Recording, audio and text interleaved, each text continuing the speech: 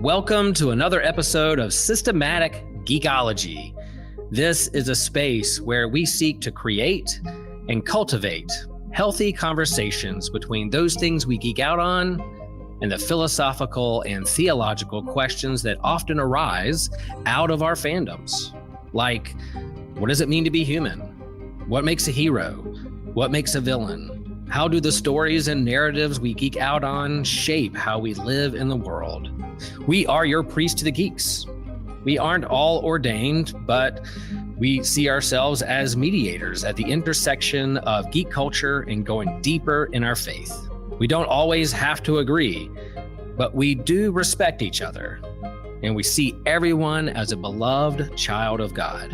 Everyone geeks out on something, so come geek out with us and enjoy the show.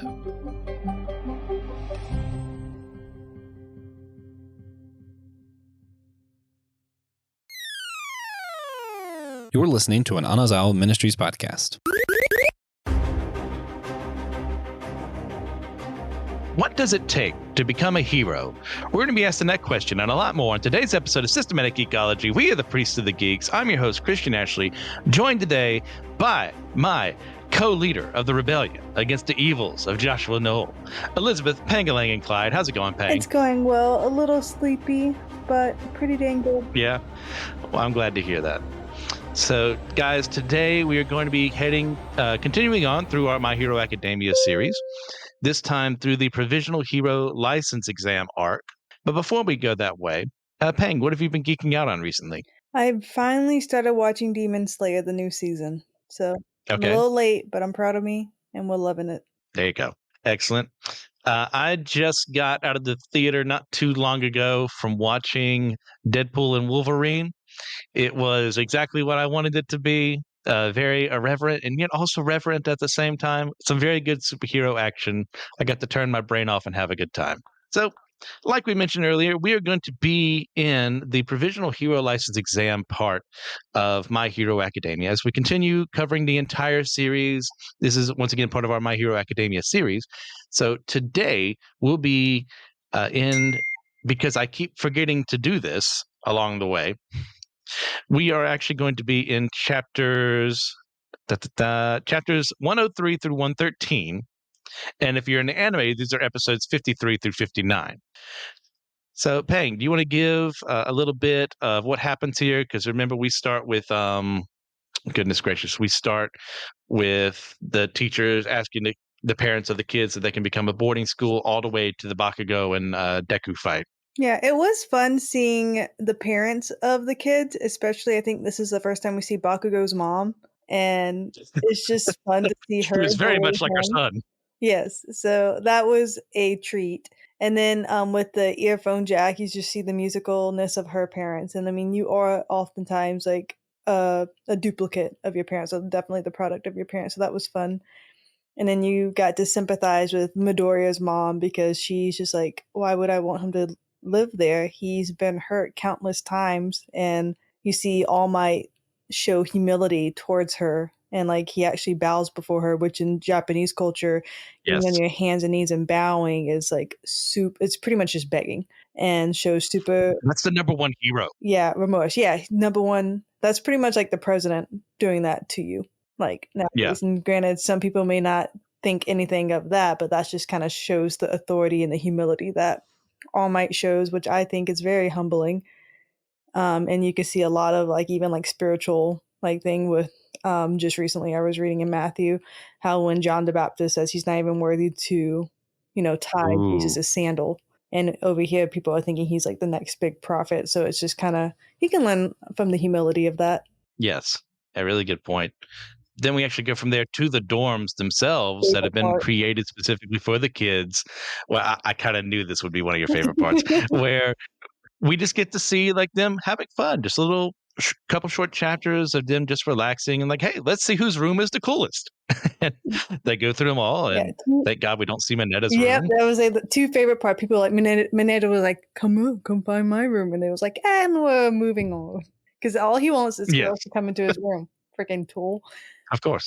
But of course, my favorite room is Todoroki's because they go into him and he has like that traditional like Japanese room, but like it was a dorm room, so he pretty much changed the whole not only aesthetic but some like the flooring and all that. And people are like, "How did you do this so quickly?" And deadpan's like, "I worked very hard." And it was to me, it was just hilarious. Yeah. So we have a nice little moment with Sue, like apologizes for what she's calling them villains for going out to go get Bakugo. We'll cover that in a little bit. Mhm. Then they've got to have their own moment where they create their own special moves for a bit. Another little cool little note that has an impact on a series, but it's not a low stakes kind of scene. Then we learn that they're on their way to the actual provisional hero license exam. You want to cover that real quick?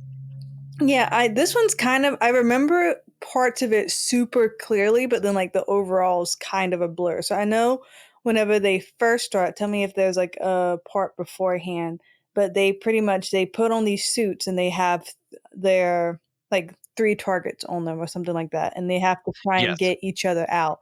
So pretty much once you hit those 3 targets, you are done. So the goal is Hmm. to do you have to hit 3 people and then you pass, or once you like, how do they pass the next level? I can't remember that.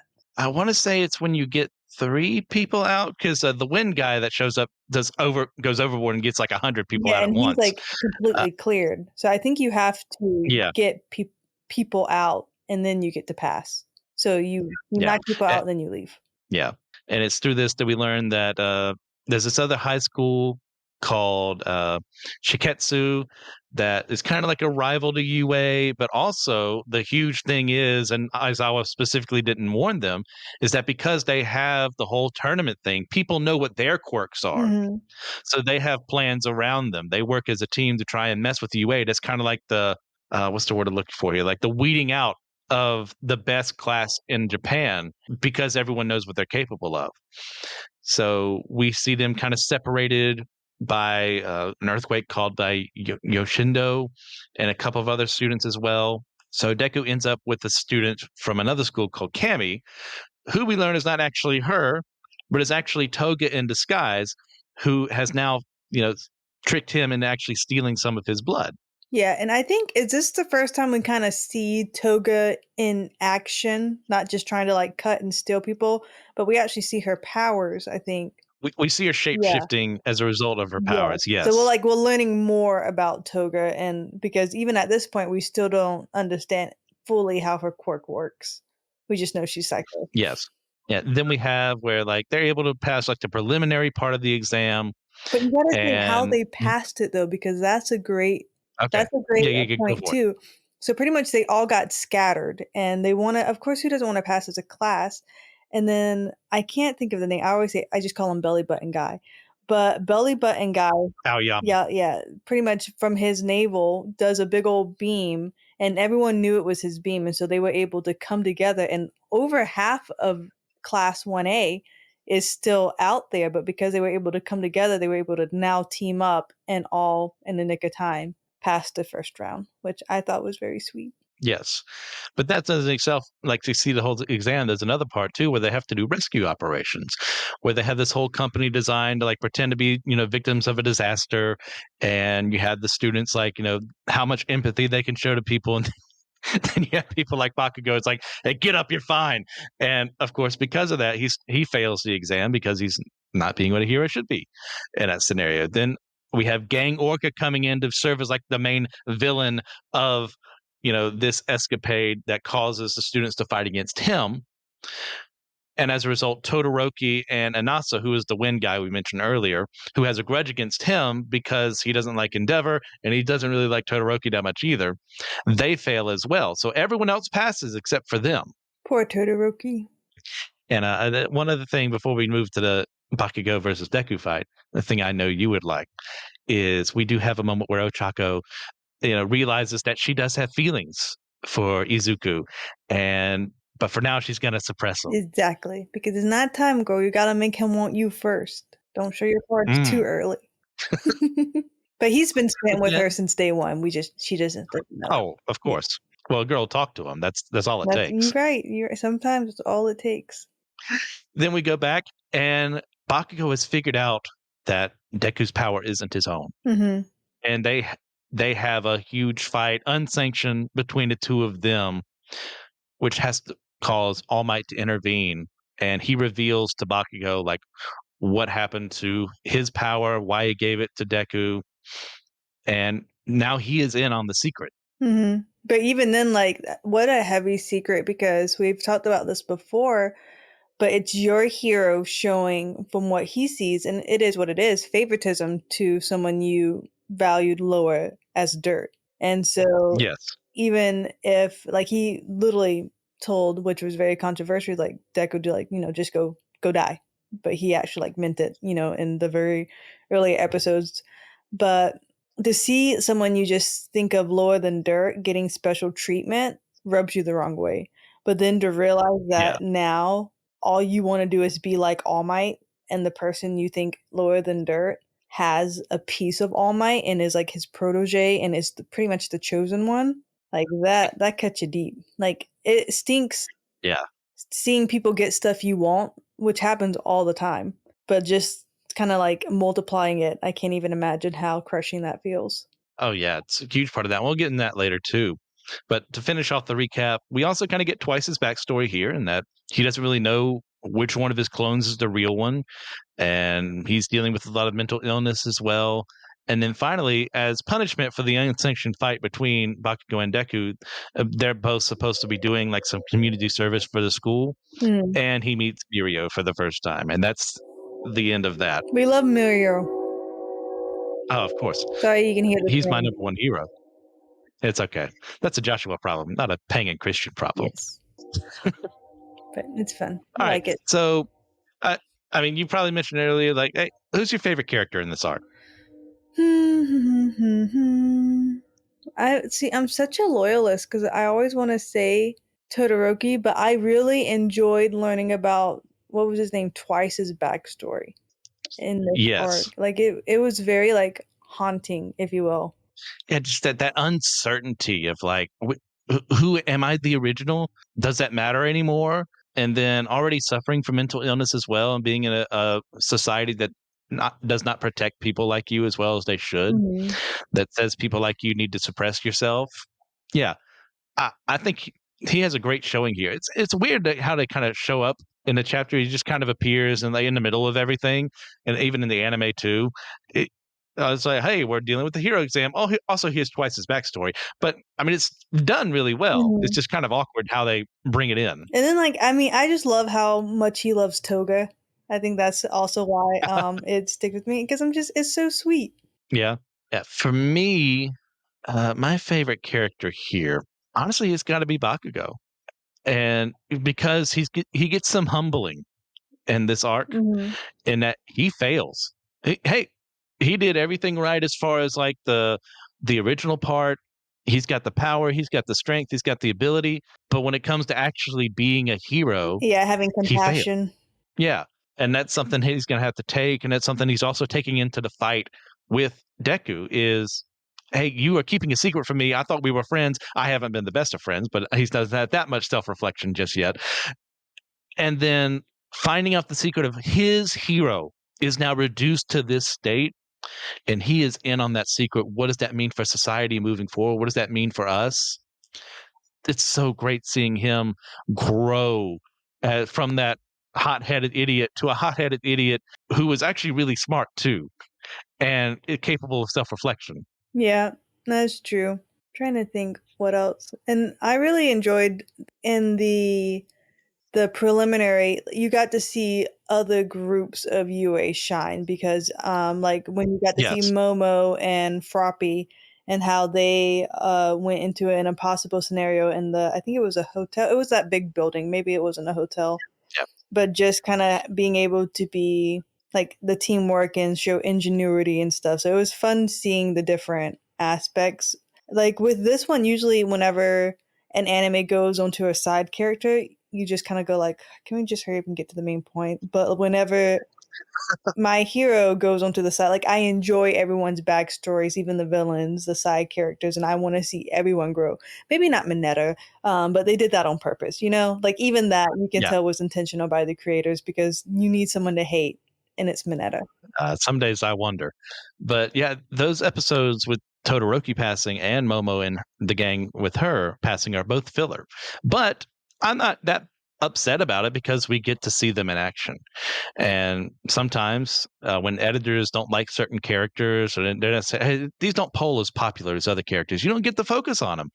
So earlier we had the whole thing with the rooms, and we got to see Sato, the sugar man guy, get to win. Did he win because the girls just really like sugar? Yes, but it was a nice moment for him. I want his quirk so bad. And he's essentially done next to nothing since then. But at least he got something. Mhm. So yeah, I'm fine with seeing the other characters shine. In an ensemble cast like this. Now, how about a favorite scene or moment from this? I think the belly button scene with the Okay. whenever he helps out Midoriya, because you can see like he's starting to like lose hope a little bit. Like he's like, we're about to run out of time. And then gosh, that little French weirdo, he said some kind of cliche. He's like, I'll shine for you or something. He just says some kind of cliche thing, which made me laugh. And then everyone was like, we saw the light. We came as soon as for us to be in this together. Like, I'm very butchering it because it's been a while since I've seen it, but pretty much the feeling is still there. Just everyone kind of coming together to help each other out, and they all pass together. Because at this point in the anime, because we have seen some losses and things not go to plan, it wouldn't have surprised me if if not all of them passed to provisional. Like, I was not expecting all of them to pass. Hoping, yes, but it kind of kept you on the edge of your seat. Yeah, that's a good one because I mean, Aoyama is one of those, like, he's been in the background, he's talked a little bit, but like you get to see a very fearless thing of, yeah, I'm probably going to be taken out by this, but if I'm going to make the sacrifice play to bring everyone else here because we're separated, that's a great moment for him. It is that moment between him and Ida of like, don't do this, like, and yet he does it anyway for the sake of his friends. Perfect. Me, it's a smaller moment, but one of my favorite moments is, as Inasa and I think Bakugo and Todoroki are fighting with Gang Orca, and it's right as time stops for the trial, Deku is about to just get him. And I really wanted to see how that would play out, but it's that little fake out moment of something we could have seen him fight Gang Orca, and I love Gang Orca a lot. Love the design, love everything about that man. But it's like, oh man, I want to see how that fight would actually go. But as far as like actual moments, yeah, that scene with Aoyama is really good. The Deku versus Bakugo fight, it's like they're finally, it's been hyped up for a while. We kind of had it sort of happen in early arcs with the villains versus heroes practice thing they were doing, but then we actually see them go out. Mm-hmm. And it's fun and it's good, and we get to see both of their philosophies on display there about both of what they desire from this, and to see All Might intervene and take them together and just like, look, this is what's happened to me, this is the secret I'm holding, I'm letting you in on this so you will stop hating your friend. Yeah, and I just Chef's loved kiss. how it was just a slow build up. They went from, well, Deku, he reminds me of like a dog. You can kick him and he'll still love you. You know what I mean? Which is what Bakugo did to him over and over and over again. Like, that's just saying. Like, you can literally smack a dog and be like, okay, let's continue playing. And so, Midoriya always thought as Bakugo as a friend, but Bakugo, as we said, does not. But then it just kind of like slowly evolved, and you can't pinpoint one scenario where like Bakugo starts gaining respect for Deku and stuff, even though it goes into a rivalry. Rivalry? Yes, that was very hard to say. Rivalry. Yes. But and just I wouldn't even call them friends still at this point. I think they're just going to be forever rivals. Yeah, that's really well handled. So what new quirk introduced here would you say was the best? Gosh, that's so hard because I'm trying to like remember all the new quirks and I can't. Yes, I mean, just start naming the new ones and I'll tell you. Yeah. You've got the vibrate from Yoshindo and how he can kind of make little earthquakes. You've got the whirlwind that Inasa can make.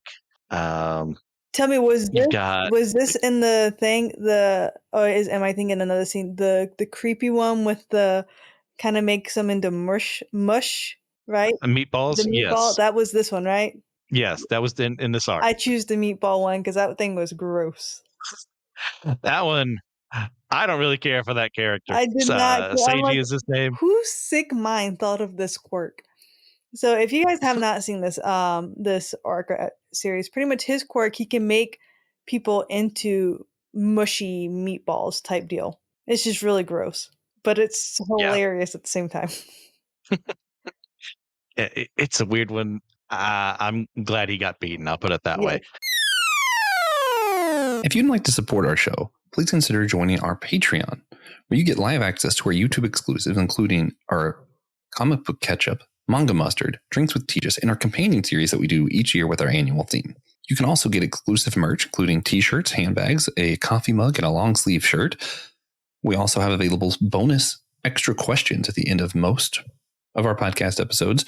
You get access to exclusive Discord channels, discounts on our store, access to any future online D&D campaigns. You get to vote on topics for some of our episodes. You can easily access all of the Patreon content right through Spotify now. So super easy. Go to our Spotify page at the top. It's going to say exclusive content for subscribers. If you're a patron, hit that button. You get all of our bonus content right there on Spotify, right with your regular feed. And of course, you get the satisfaction of knowing you helped a podcast in need. Our overhead includes editing software, marketing equipment, recording software, and a lot more. And there's a lot that goes into keeping the lights on here. And we really appreciate all of our patron subscribers for helping this show happen. For me, I mean, I gotta go with my boy Gang Orca.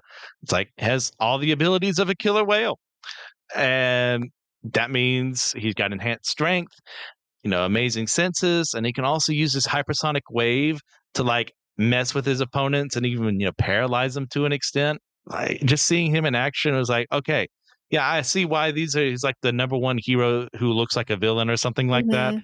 It's how to describe him.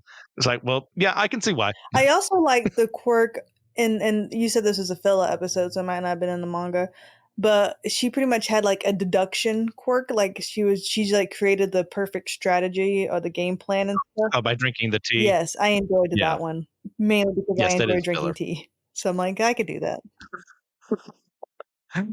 Oh yeah.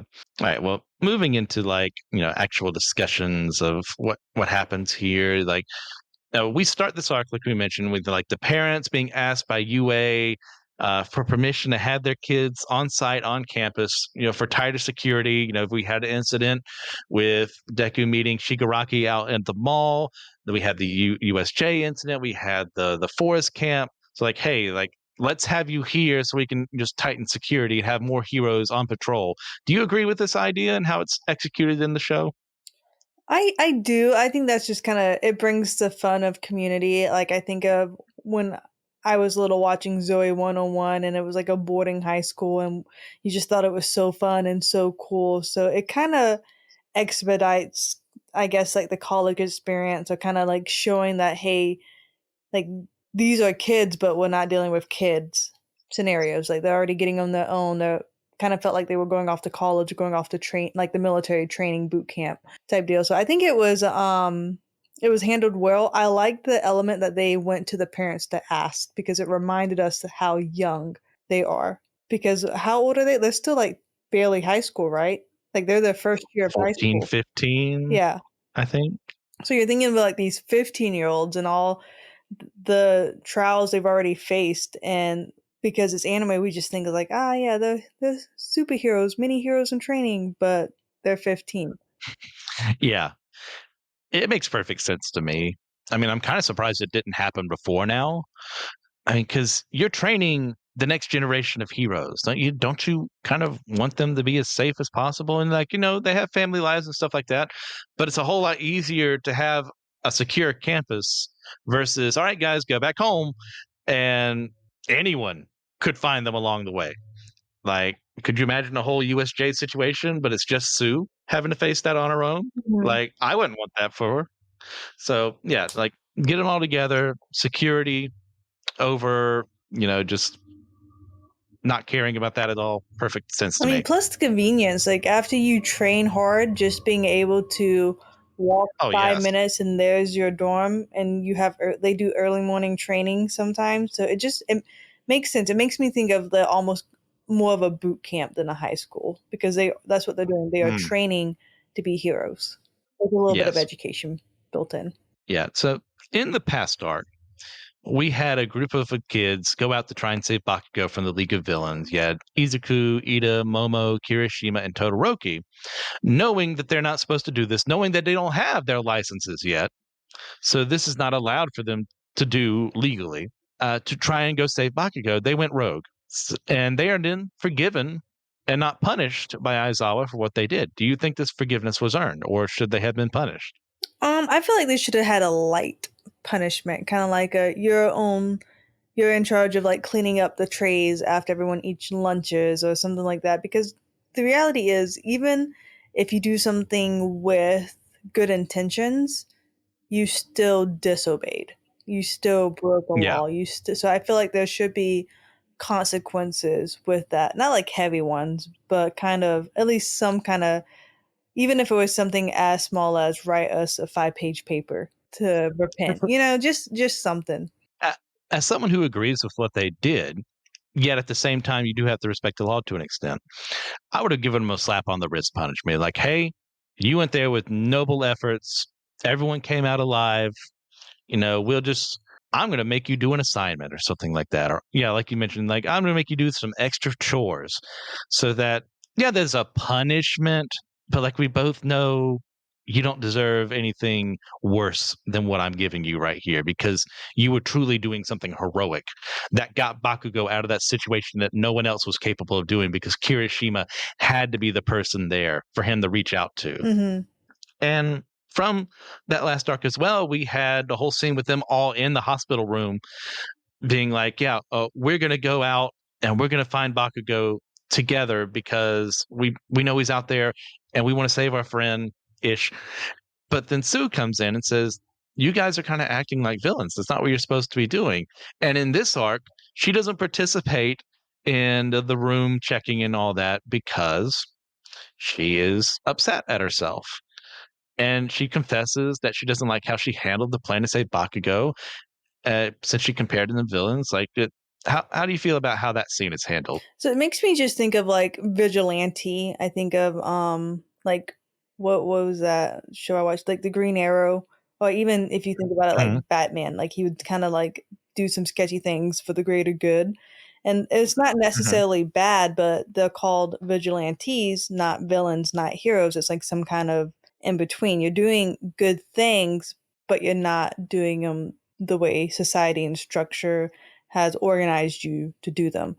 And so mhm. even like today is like we have secret branches of like the military where they do espionage and whatnot, and like, don't ask, don't tell scenarios. So I understand that's needed, and I understand not everything can be black and white.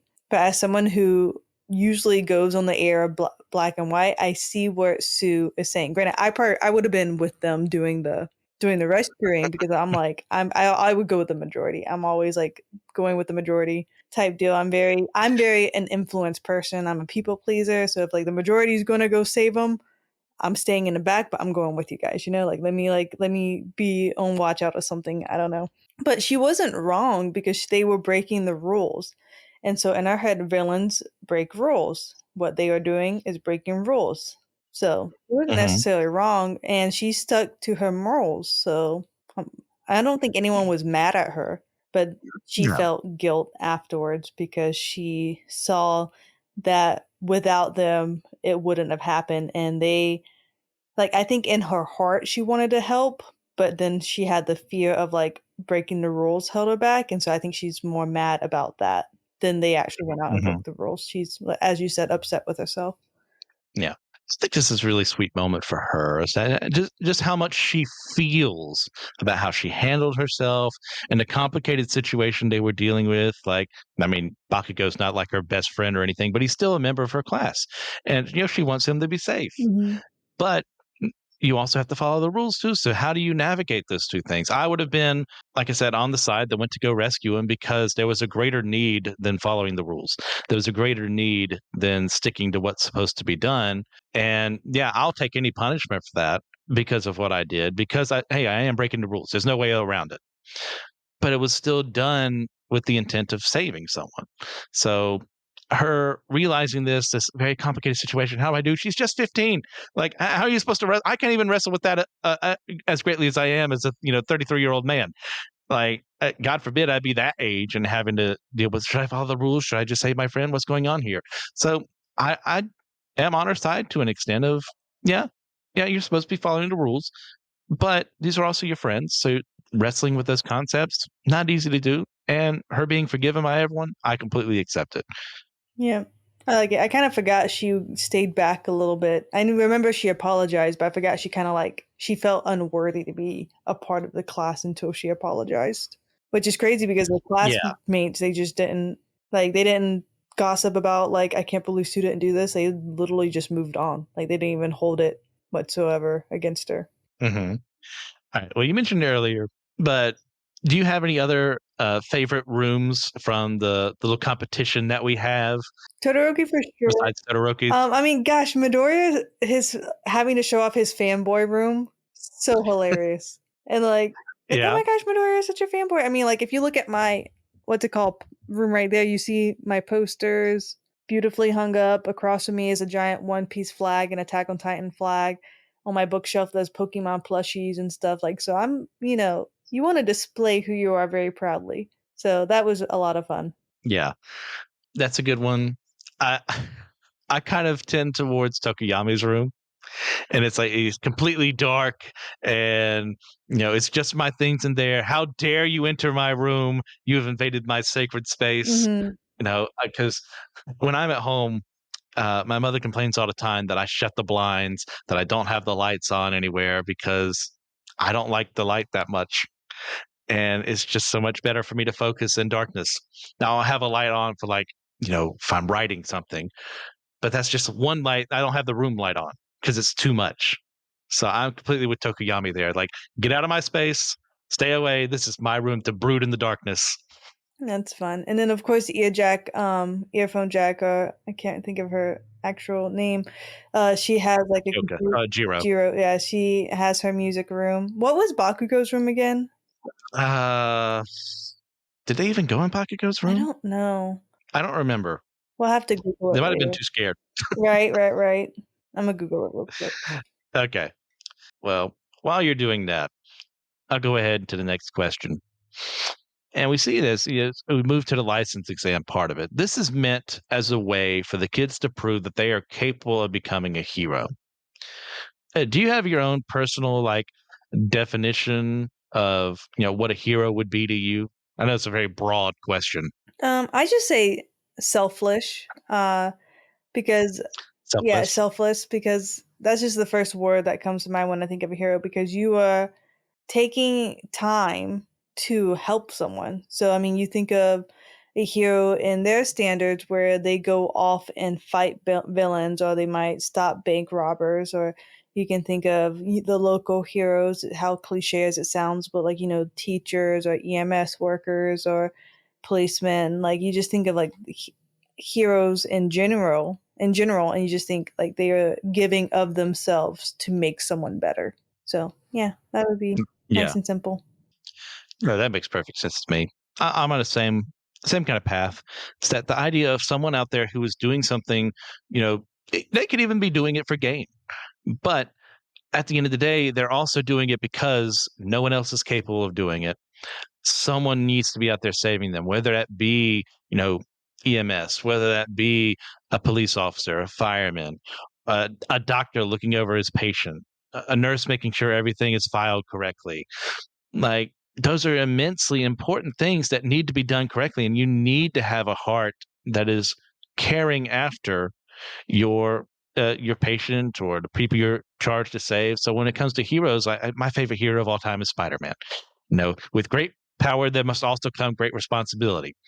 Peter Parker, without powers, does not have, the ability to crawl to walls and web up villains and stuff like that.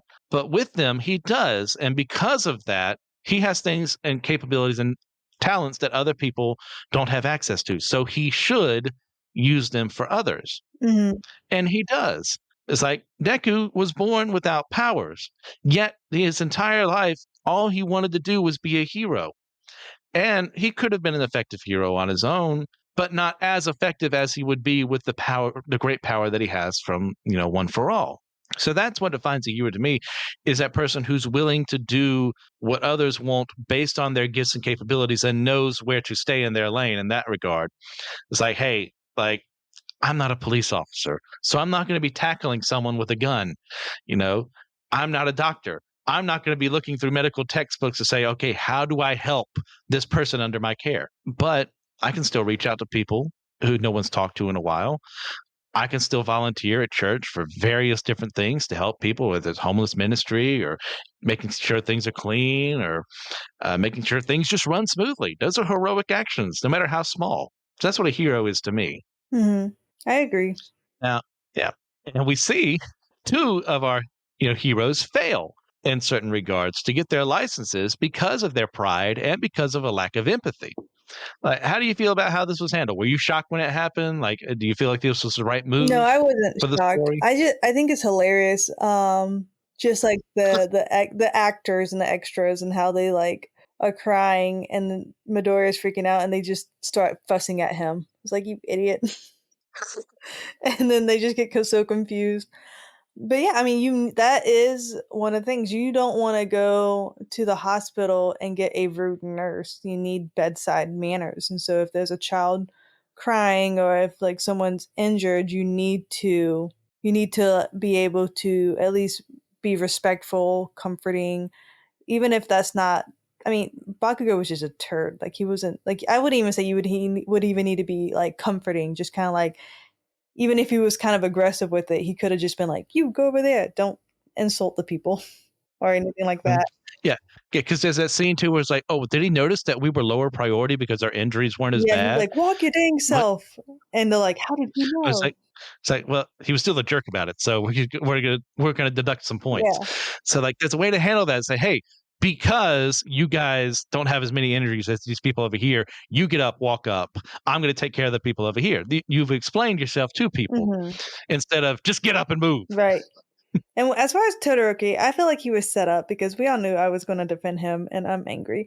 Not really, but because it was the other guy's problem, and so he picked a fight with Todoroki, but Todoroki accepted the fight that he picked, and so they both, Yeah, he chose to yes, engage. so they both ignored what was at on hand, which was rescuing people, and they bickered among themselves. So when you are in a rescue or when you choose to be a hero, once again, I say selfless because you are putting aside what you want, maybe, being at home relaxing, but no, you have to go rescue people from a fire, And so you Yeah, can't yeah, get distracted or let someone egg you on because people are jerks. And so people are going to yell at you and egg you on, and even like the number one hero, he had haters, So if he got yeah. enticed by every single person who wanted to bait him, like, you need to focus. And then it's not like they're doing something wrong initially in fighting, the villain of the scenario. For all they know, Gang Orca in this situation, if this were real, was the one who caused the devastation to the town. So someone needs to fight him and keep him preoccupied Mhm. so that other people can focus on rescuing civilians and stuff like that. There's nothing wrong with that. The problem is they made it personal and they made it about themselves. Mhm. And that's why they failed. And we'll see how that happens in later arcs of like how they're able to, figure out what to do from there. But I think this is important for everyone involved. Is like, you need to be better about how you present yourself as being a hero and to deal with your own, pride. And it was perfect there because Anasa needed to learn like, hey, just because you were snubbed doesn't mean the son is like the father. And Todoroki needed to learn, hey, don't fall for stupid things like this. Be the more rational man. Actually listen to what, the other person's saying and talk with them versus just, wow, just give in. Mhm. But Now, I don't know. yeah, Todoroki go was ahead. set up, but it's fine. The grand conspiracy. Todoroki did nothing wrong, He did nothing wrong. says Pang. Says I. So there you go. So as we mentioned, like near the end of this part of the arc, Bakugo has finally figured out he's had his suspicions beforehand, but he's found out that Izuku's power is not his own. So how does this get portrayed in the show, and how do we think it serves to further their characterization? Yeah, so they definitely Bakugo needed to know because he was the only one that knew Midoriya from the past life. So he was on sketch on high alert of Midoriya's power since day one. But the way it was handled, I mean, it just shows because Bakugo is smart. Wasn't he like number one in the class? And that's not just, I'm pretty sure he was number one because he did the whole speech on the sports festival. Because not only do you have to be number one in athletics, you also have to be number one in academics. So he was like number one in the school, if I remember correctly. I want to say Momo was academic No, first, because either her Momo or and Ina, but Todoroki, Bakugo was not far but no, behind. Momo and Todoroki got in on recommendation, so they technically didn't have to take the Oh, test. I thought you were talking about the actual. No, no, Okay, no. I'm yes, talking about yes, like as in like, so we know he's smart because he was able to do yes. to get number one. So he's not a dummy. So he put it together, and Midoriya is so innocent. He could not blatantly lie to Hmm. Bakugo when straight up asked out. And so this fight is going to help a lot in the future episodes now that Bakugo knows. Like now he's an ally and Hmm. we needed that ally that we'll see. And then now Bakugo can have some closure because Yes. I think it's revealed that he's been holding that weight of being the burden of All Might's final blow, pretty much, since All Might had to Hmm. rescue him from the Slime Man. And so it was a lot of healing for Bakugo as well. So and they get closer after this fight.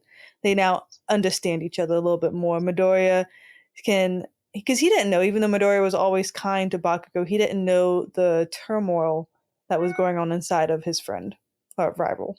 Yes. So much needed. Yeah, it's super important for him to, like you brought up, like, hey, as far as the world is concerned, to a certain extent, he might be the reason why All Might no longer has his power Mhm. because he used it all to save Bakugo fighting all for one. And that's the guy you've been looking up to your entire life is like your ideal of what a hero is. And like they're both different ways of how they look at All Might.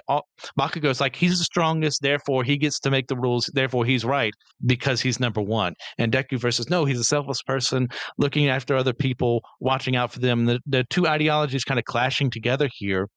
And it finally ends when their mentor comes to them and just reveals himself as a man. They look up to him as this idol, but he's just a man. And they break down. And if I remember correctly, they start crying over this ordeal and like all the things they've been wrestling with this whole time. Deku with the secret of being the next the next in line for succession for the One for All, and Bakugo losing his hero because he wasn't strong enough Mhm. to fight off the League of Villains himself was done amazingly here. Yes, very nice. And this is just like, and I think we've said it for another arc, but this one is really a turning point of growth Yes. for the anime. Yeah. Now, another part of this arc is the idea, again, speaking out of believing that you can just work alone as a hero. What's your opinion on that? It depends. It depends on what kind of hero work you are going to do. So as far as like a rescue mission, no, you cannot work alone. There's too much work to be done. But if it's espionage or if it's kind of like spy work or whatnot, like yes, you would have to work alone. But in this case, they are fighting a bigger organization, so they definitely need to work together and protect each other's strengths and weaknesses. Yeah. And even in your espionage scenario, like you'd have to have a handler, you'd have to have someone who's feeding information Mhm. back to the people you're working alongside. I mean, very rarely is there a spy who's just autonomous. So and especially in a hero world, like you can't be as successful as you want to be if you're just doing things alone, if you're just solving problems on your own. And that's kind of one of the things that is a criticism against All Might is that he was just that successful. He was just that good at his job that other heroes didn't need to work as hard. They didn't have to care as much. So they could just let him do his thing and crime would be stopped. And now that he's gone, it's like, oh, we have to fill in that gap. And who's our next number one hero? Well, we'll find out in a couple arcs.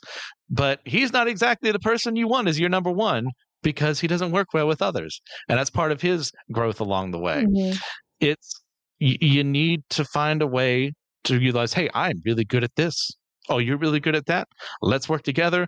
Where I'm deficient, you come in. Where you're deficient, I'll come in, so that we can save more lives here. It applies really anywhere. Work, ministry, what have you. It's like there's not a single person out there who is qualified 100% at everything that's going to come their way.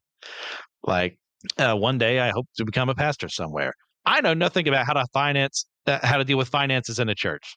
I will run that church into the ground day one if it's up to me, based on finances alone, or based on organizing things. Like, hey, I can preach the word. I can meet with people and listen to them about their problems and answer their questions. I'm great at that. Just don't ask me to pick up a checkbook. Don't ask me to file a report. I need someone else who's capable of doing that so that I can do the things I'm good at, so that they can support me with things they're good at and I can support them in my way. Makes sense. Yep. All right. Do you have anything else you'd like to add before we start wrapping things up? No, I think we covered it pretty good. Go us. Okay. Yeah. So, guys, we do have a bonus question for this one. The bonus question is going to be, which other pro hero would we have chosen for the kids to fight instead of Gang Orca in this hero license exam? So, as far as rating and reviewing goes, out of 10, well, how do you rate this art? I'm going to say an 8. I completely agree. I was going to say 8 as well. It's not the best. It's not the worst. It's got enough hype moments, enough good characterization for me to be in, but there are way better arcs, including the next arc. Yeah, so I think if I didn't really know the arcs to forward to. come, it would be higher. But because I know the overall, you know what I mean? It has to be an 8. Well, we may be dealing with my favorite arc next time.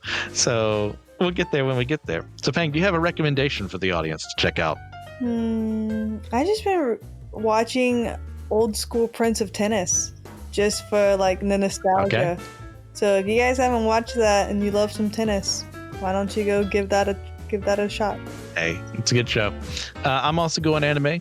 I probably recommended it before, but I'll do it again. One Punch Man. If you also want an anime and manga and web comic where you see how heroes work in like an organized system and what makes a hero, what makes someone like worthy of that power, check out One Punch Man. Excellent series, a lot of good fun. So guys, thank you for everything that you do. Please, if you get a chance, leave a 5-star review on your podcasting platform of choice to help with the ratings there.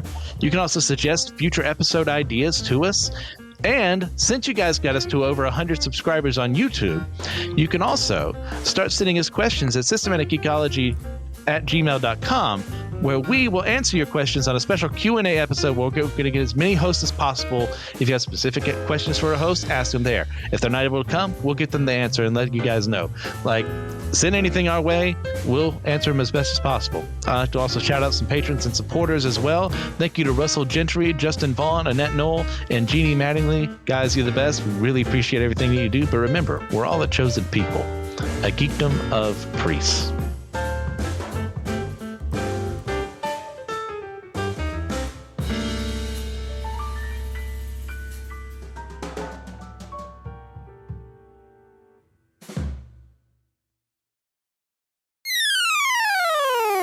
If you'd like to support our show on Captivate, feel free to go to captivate.fm and find our show, subscribe. You'll get access to any future online D&D campaigns over there. You'll get an extra bonus question for 4 to 8 times a month. You'll get extra content like that through there. You also get a one-time donation you could make to help support the show right on Captivate. So you don't get anything for the one-time donation, but if you would like to just support the show once, do a quick donation, you can do that through captivate.fm. Our overhead includes editing software, marketing, equipment, recording software, and a whole lot of other stuff. And we really appreciate everybody who can help keep the lights on. Hi, my name is TJ, and I'm here to tell you about the Anazal Ministry Podcast Network. We have a bunch of shows on AMP. You can follow the entire network in a single feed on Spotify at Anazal Ministry Podcasts or on the network page on Apple Podcasts. Some of the ones we're running right now are the Homily, which is Pastor Will's homily messages from Holy Trinity Lutheran Church in Chapel Hill. We have the Whole Church podcast, which one of my favorites. It's where myself and Joshua, we interview leaders from different denominations and backgrounds to work for a full church unity, Big C. We have My Seminary Life by Brandon Knight, former host on Systematic Ecology. He discusses his experience at seminary and discusses seminary topics so anyone can access the knowledge. Which is kind of cool. It's like the book, everything you learn in business school and then everything you don't learn at business school. That's great. We have Let Nothing Move You by Christian Ashley. He goes through the Bible kind of like it's a Bible study to explain the biblical narrative through his perspective and what he's learned. Dummy for Theology, which is Joshua's show. He discusses various theological topics in an attempt to show every side of big discussions. that leaves you with more questions than answers, which everyone loves a lot. It's kind of a continuation of a series that we did on Whole Church, but it's really good. It's really fun. We have the Bible After Hours, where the foul-mouthed preacher goes through the Bible from a progressive view to challenge the status quo of the modern church.